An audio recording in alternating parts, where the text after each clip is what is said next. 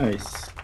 I have a demo more on the design tooling side. Not really product related, but one thing we often find with like when we're designing is like how to like get real world stuff inside the product. So I was working with Luke. I don't know if he's gonna be demoing this today, but like consolidated workbook history.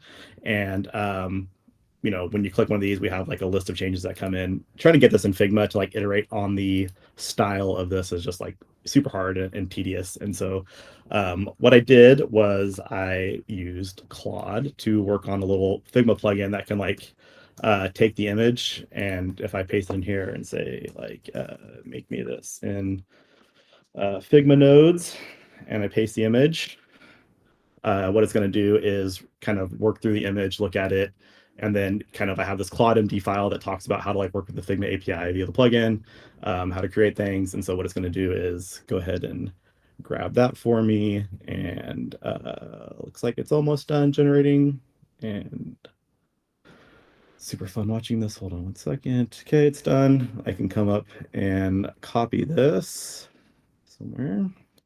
And if I go to Figma, I have this little plugin that I wrote. It just runs arbitrary Figma script against it. And so if I hit run script, hopefully everything works. And it's now made that for me as like as Figma pieces that I can come in and write.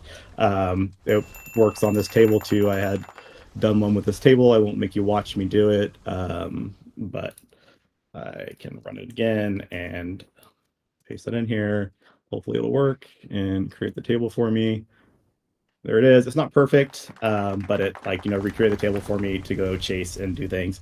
Ideally the next step here is like to get this to work with actual Figma components, and then like maybe build like a plugin that can just talk to API via like our app and just like send this to Figma, which would be pretty sweet. And then Figma has this new feature where you can set variables as colors. And so I had avoided doing it's super manual, but I had Claude go read our code base and pull out all the colors that we match. And then now we can do stuff in Figma where I've changed this, where we can do light and dark mode easily as a switch, really quick in Figma, and they're all based on the real colors. And it also hints them correctly in for handoff. This can be used essentially for like testing theming and doing things.